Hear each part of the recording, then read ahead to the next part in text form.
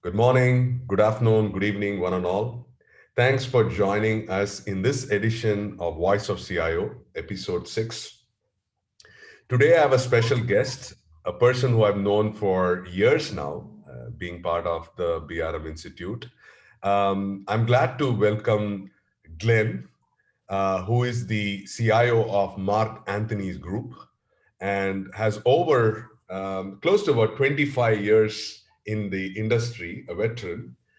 And we're going to talk about a theme called how the BRM mindset, the business relationship management mindset, prepared him to be a CIO, and how is he making a difference to the business and technology leadership.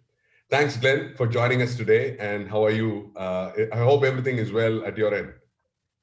Oh, well, Suresh, thanks for having me. I'm looking forward to this.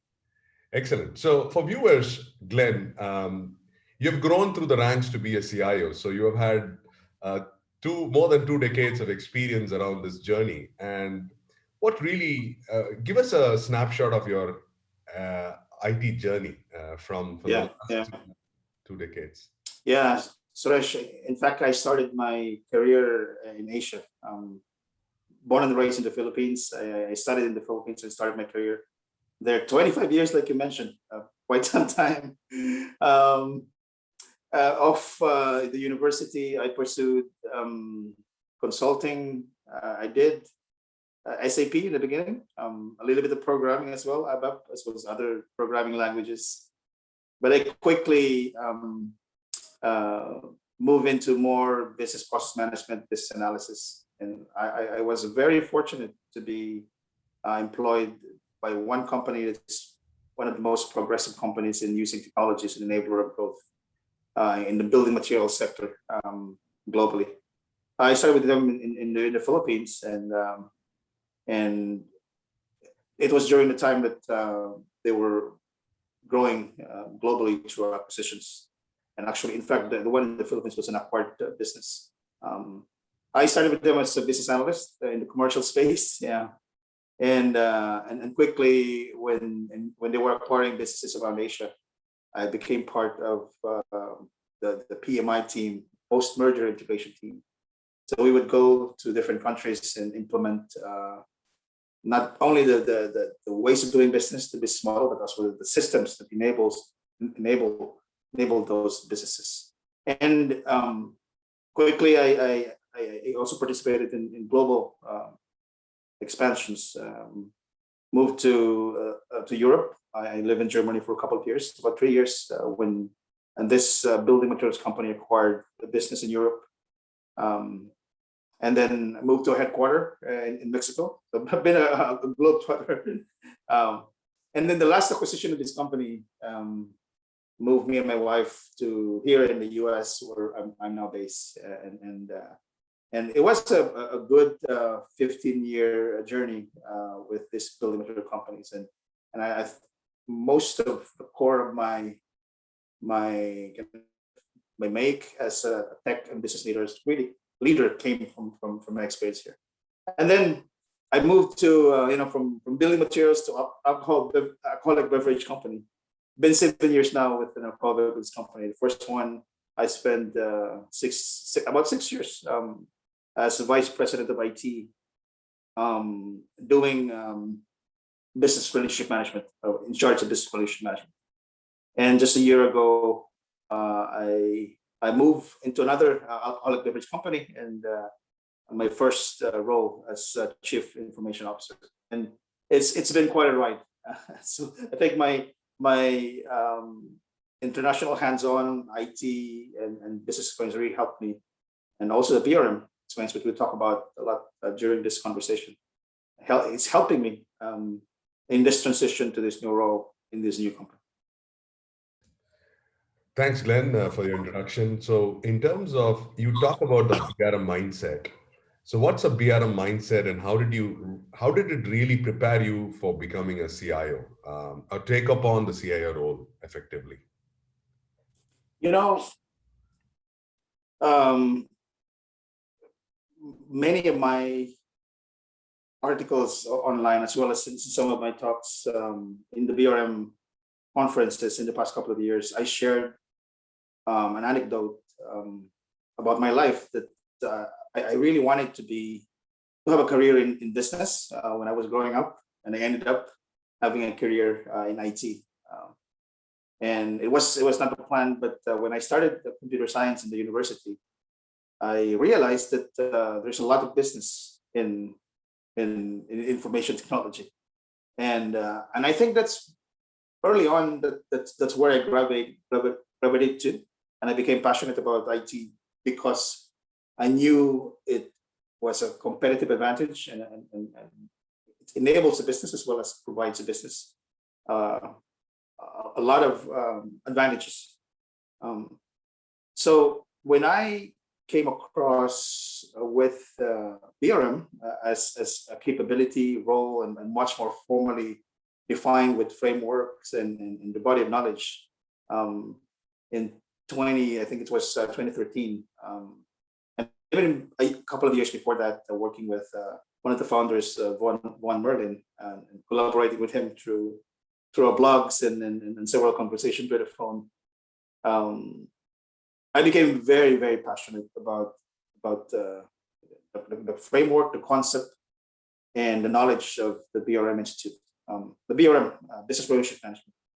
And I think for me, three things that they helped me through. One, it became the core foundation of the way I work and approach technology. Number two, I believe BRM put me in an accelerated track to the CIO position.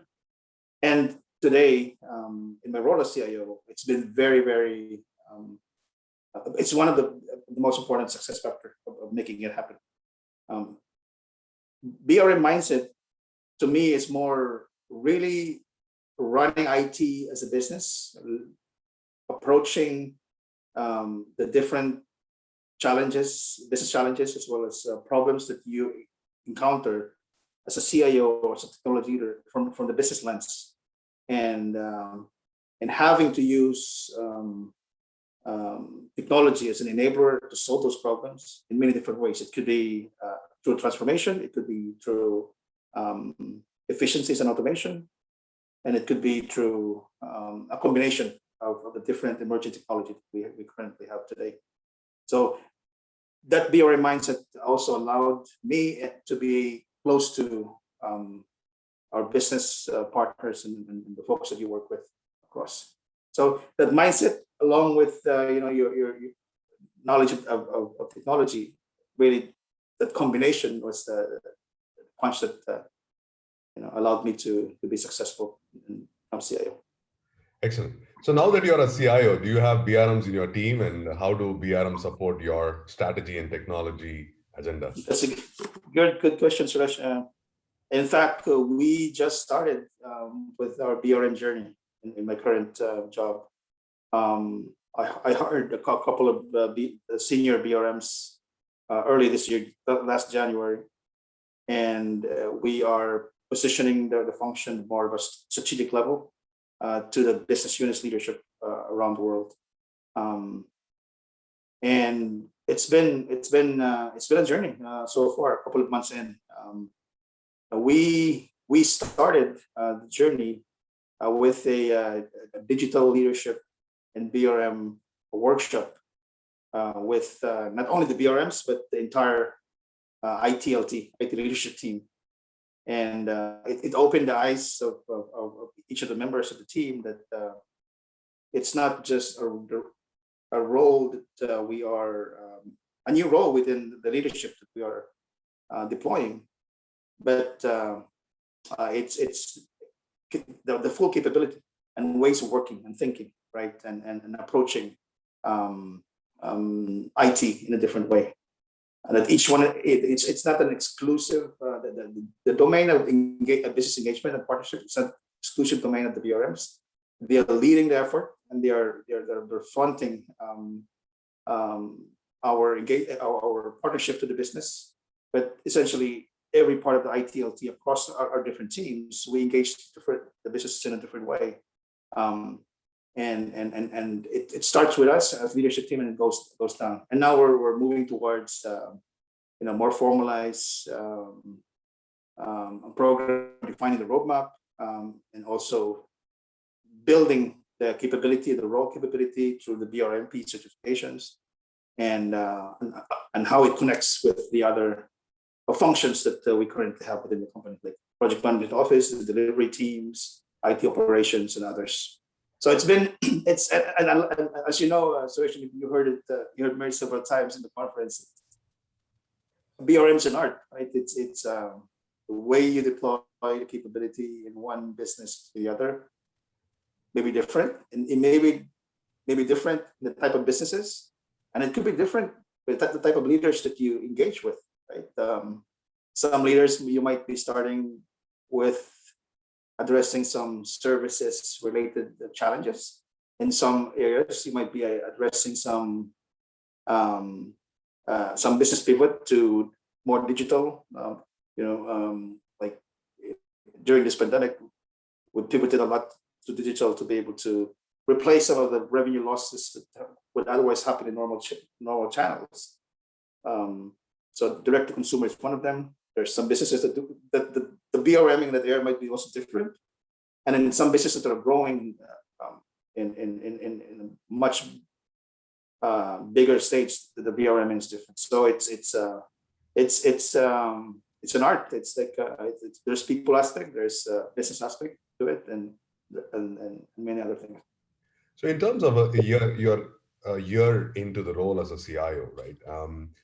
What have you learned, and what is the advice you can give to aspiring new CIOs, right? I mean, everybody is coming up on the ranks, and with this VUCA world, of volatile, uncertain, complex, ambiguous world, how do we really build those mettle when it comes to CIO, right? And what's been your real lessons learned in the last year, and what advice would you give them?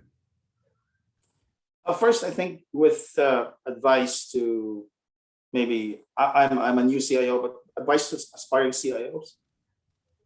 I think a couple of things that in my own personal experience helped me. It's a combination of business savvy as well as tech savvy. It's very important to have a combination of both, and I think it speaks to you cannot be a really good BRM if you don't have both the business and tech savvy, right? And the way I see it is, I would advise CIOs to really have it's like the breadth and the depth, right? Make sure that you cover the breadth of experience so that you're able to orchestrate the different functions, and have an area of depth where you become a subject matter expert, not only in your company, but in the industry. So in my case, my breadth, because of my global experience, has been really across the board, right? The function of IT as a transformer, project management, business analysis, post-mergers allowed me to really see things across the board. My depth is more on the area of strategic partnership, which is BRM, as well as really big and large programs and transformation that I've been involved in the past. So it's important to have breadth, and it's important to have specific depth. In some cases, some CIOs are really more technically savvy, or coming from security or operations. In my case, it's more business, really more business focused. And the way I see it, and I think one of the other very good concept and framework to use in this one, besides BRM, is enterprise architecture, in my opinion. There are two aspects to enterprise architecture: the business architecture component and the technology architecture component. So if you see the business in the lens of enterprise architecture in those two areas, you're able to, it's like a matrix, you're able to see them in the light of how the business operates and process ones end to end, and how technology enables them today and can potentially be transformed to emerging technology. So you become the enterprise architect, essentially. And there are people aspect to it, there are organizational aspect to it, change, leadership, as well as technology. And lastly, you cannot underestimate the importance of leadership, people leadership, emotional intelligence, as well as relationship management, right? So yeah, the core breadth and depth, Yeah. looking at having a framework to see the enterprise, so you're the enterprise architect through business and technology architecture, and then core leadership capabilities, people, as well as relationship. Absolutely. And when we talk about, and one of the things that we all been talking about is digital transformation, and particularly people said, one of the person said that digital transformation has accelerated because of COVID-19. So what Yeah. used to take about 3 months have taken about 4 weeks. So it's actually changing the whole game. So in your opinion, how relevant is business partnership to CIOs in leading digital transformations? Let me define. Let me share first the way I describe digital transformation, because a lot of people, when you ask different people, you would hear different answers. For me, digital, I see it more as a way of doing business, and digital transformation is just a logical consequence of what's happening today because of the application of modern technology and modern and emerging technology to impact the business. So digital is not just necessarily applications, systems, nor platforms. Digital is actually the way of doing business. And that's the reason why we even Gartner is saying that the pandemic actually accelerated digital transformation in many companies today. So it's not just a consequence of emerging tech, but it's a consequence of what's happening in the environment. And in our case today, it's the pandemic that's impacting that consequence. And the reality is, IT, like the CIOs and IT leaders, we have the unique opportunity to create value, become the digital change agents in our respective enterprise. How do you do that? You asked me the question of how BRM mindset helped in this case. Well, to be able to impact the business to digital transformation, you have to be with the business, to be converged with the business. And there are different ways that many companies through the partnership between IT and the business has really led to digital transformation. Some companies are doing it through changing the way they engage the consumers, right? Through consumer platform, new channels, and new access to different selling platform. Other companies are becoming platforms themselves that can connect to other companies through B2B and making the marketplace even more robust and diversified. Right. And other companies are doing it to efficiencies of their manufacturing through intelligent supply chain automations in their manufacturing systems and connecting them to the consumer. This is, in my opinion, this is digital transformation. And the role of the CIO is to bring the emerging technology at the forefront of the table in the leadership team, so that the leadership team is aware of the potential capability of this new emerging technology in changing the way to go to business. And that's essentially is really BRMing, Suresh, if you look at it, right? Because you are at the table. Correct. You're making your business partners more tech savvy. Correct. And you're challenging yourself to be business savvy to be able to orchestrate this level of changes in most of the companies that are disrupting today, the digital native companies like Amazon's of the world, they are already converged from the very beginning of the conception, because their businesses are built through technology advantage. In the traditional companies, we have the challenge of converging the business and IT to be able to act on these opportunities of transformation. Sure. And how has it been transitioning to your CIO during the pandemic? I know that you might not have gone to the office, you would have been doing it here. Was it difficult, easy to manage? Sometimes we know that the leader should be in the office managing teams. So Yeah. how was that transition for you? Yeah, I think transitioning in itself from one job to another and from one company to another is a big challenge.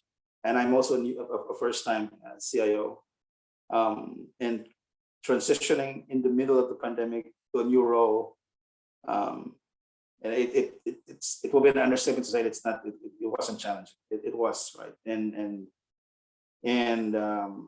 what I did is really make sure that I connect with my team, and also I connect with my peers and the partners across different.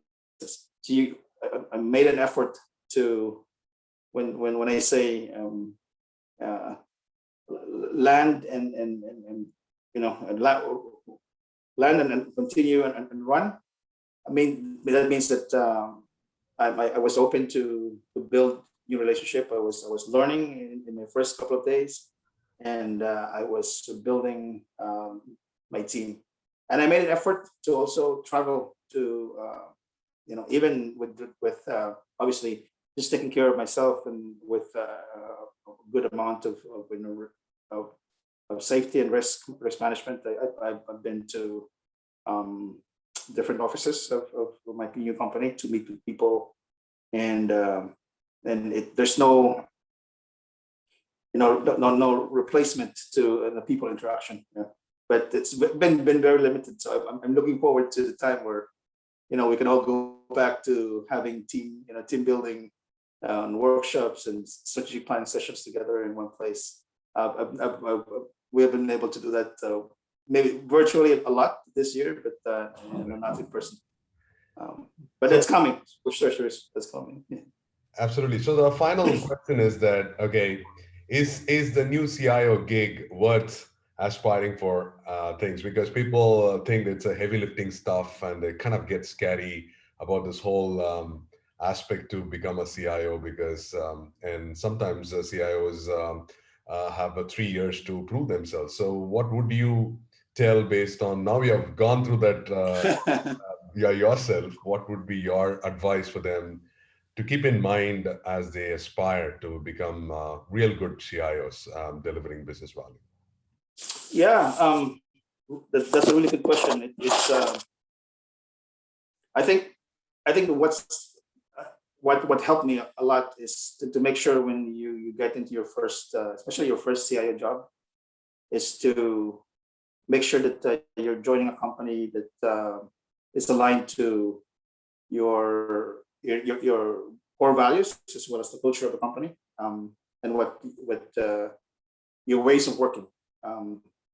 It was a big it was a big decision to move, and I'm happy that way I was able to move, and when I land, I learned that my values to what I want to work and the culture of the company is very much aligned. So because the CIO job in itself, Suresh, I can tell you, it's probably one of the most challenging jobs that you have out there. I always tell people it's both the CIO job is both a blessing and a curse. The blessing is that being a CIO and for sure many tech leaders in the executive levels, the VP of IT and others would understand what I say.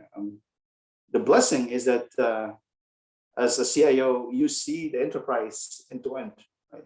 Because you're enabling the enterprise, right? From demand creation, helping marketing with marketing technology, to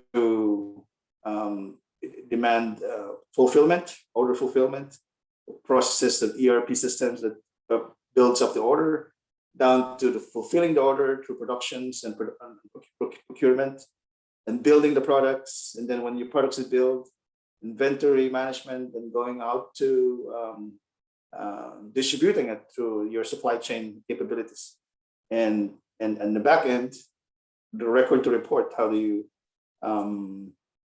become financially compliant, your accounting and everything else. So you, as a chief information officer, you see things end to end, right? All the end to end processes. But the curse, Suresh, is that you see things end to end. You also see the opportunities of efficiencies and transformation and improvement, because of the technology that's out there and that you're able to. The curse is that how do you convince the enterprise to change management and transformation, that there's a way to technology to be able to enable this this enterprise processes. Right. So yeah, it is challenging, and that's why I go back to the first question you asked me about the BRM mindset. It's really important that you approach the CIO role from seeing this processes and being able to impact them in a way through technology. Otherwise, if you are just tech focused, then either you miss the value harvest component of the technology enablement, or you're solutioning aspects of the business that might not necessarily be the most important, or the competitive advantage, or the most impactful financially. So my advice to the CIO, going back to what I mentioned earlier, be business savvy. Now, we are all, you won't be a CIO if you're not tech savvy. So you'll be business savvy, understand the business, understand the industry that you're into. The other one is have an area where you become a thought leader. So the depth, right? And continue to learn as you go, and build a very strong team. Build a team that way smarter than you, right? That you can orchestrate to create value for the business, and that's the most important thing. And lastly, again, I can't hammer this strong enough relationship. It is the degrees to many things. It removes a lot of the politics. It makes you efficient. If you are well connected, you build relationship, one-to-one or your network to the different leadership within the business leadership, the corporate leadership. It allows you to focus on the actual orchestration of the role, and not the conflicts and frictions that would otherwise exist if you don't have those strong relationships. Sure.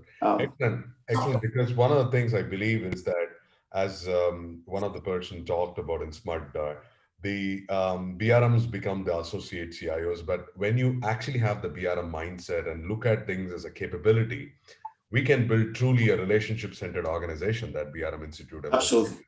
Right. And I think each and every one in the value chain will have to contribute to make that happen.